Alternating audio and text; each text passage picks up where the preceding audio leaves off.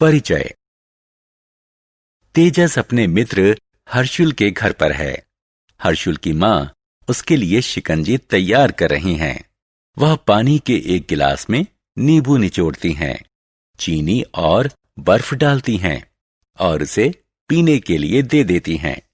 हर्षुल को पानी में चीनी और नींबू के रस की कोई निशानी नजर नहीं आती। बस उसे पानी के ऊपर बर्फ के टुकड़े तैरते नजर आते हैं। उसे यह देखकर बड़ी हैरानी होती है कि अलग अलग चीजों के अलग अलग लक्षण होते हैं। इस पाठ में हम अलग अलग वस्तुओं में मौजूद गुण धर्मों के बारे में जानेंगे।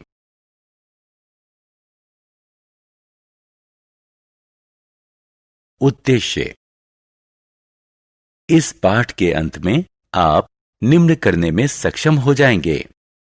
चीजों को कठोर या कोमल के रूप में वर्गीकृत करना, चीजों को घुलनशील या अघुलनशील के रूप में वर्गीकृत करना, चीजों को तैरने योग्य या डूबने योग्य के रूप में वर्गीकृत करना, चीजों को पारदर्शी, अपारदर्शी या अर्धपारदर्शिता के रूप में वर्गीकृत करना।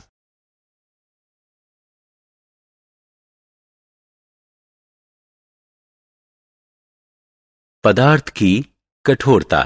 आइए पदार्थ की कठोरता या कोमलता की अवधारणा को समझने के लिए एक छोटा सा प्रयोग करते हैं।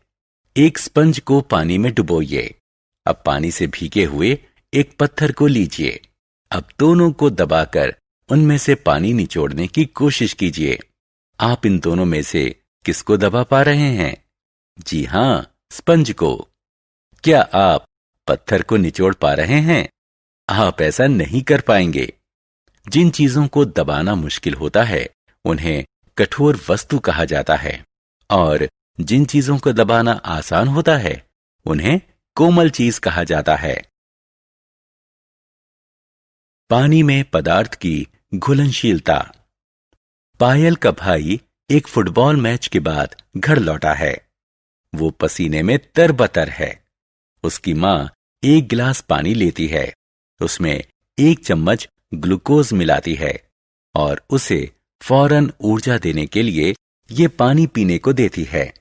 पायल का ध्यान एक बात की तरफ जाता है कि ग्लूकोज पानी में तुरंत ही घुल जाता है। वह कुछ और चीजों के साथ भी ऐसा ही प्रयोग करने के बारे में सोचती है। उसे पता चलता है कि नमक और चीनी जैसी कुछ चीजें पानी में आसानी से घुल जाती हैं। उसने ये भी देखा कि कुछ चीजें पानी में नहीं घुलती हैं, जैसे कि नारियल का तेल, सरसों का तेल, पत्थर और कंचे वगैरह। जो पदार्थ पानी में आसानी से घुल जाते हैं उन्हें घुलनशील पदार्थ कहा जाता है। जो पदार्थ पानी में नहीं घुलते हैं उन्हें अघुलनशील पदार्थ कहा जाता है। कुछ गैसें भी पानी में घुल जाती हैं, जैसे कि ऑक्सीजन। पानी में घुली हुई ऑक्सीजन पानी में रहने वाले जानवरों को जिंदा रहने में मदद करती है। पदार्थ की तैरने की योग्यता।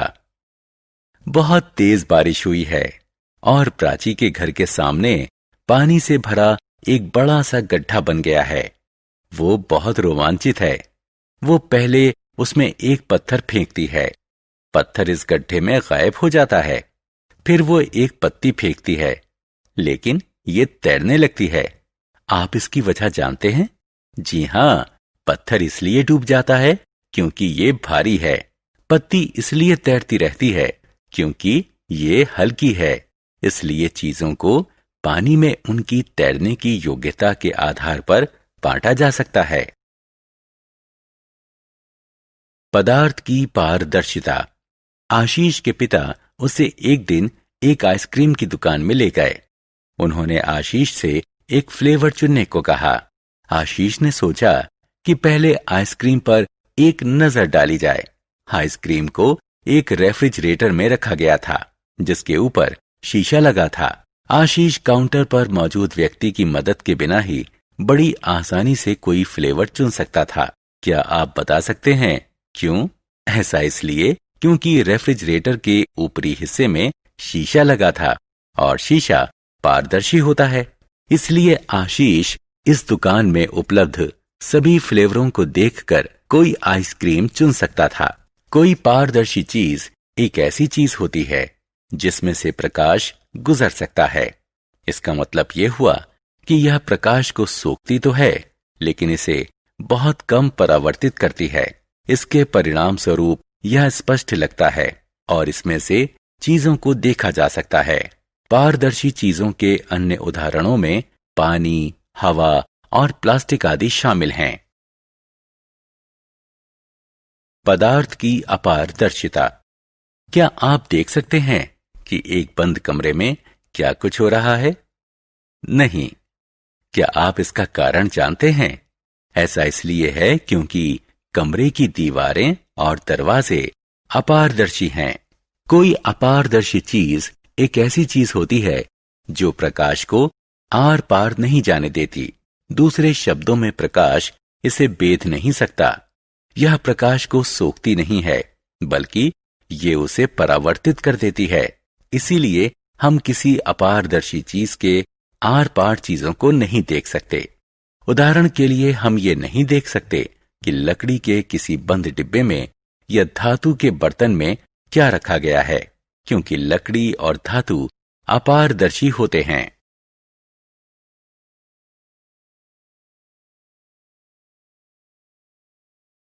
पदार्थ की अर्धपारदर्शिता। रेखा एक रुमाल की कढ़ाई करने की तैयारी कर रही है। उसने एक किताब में एक डिजाइन देखा है।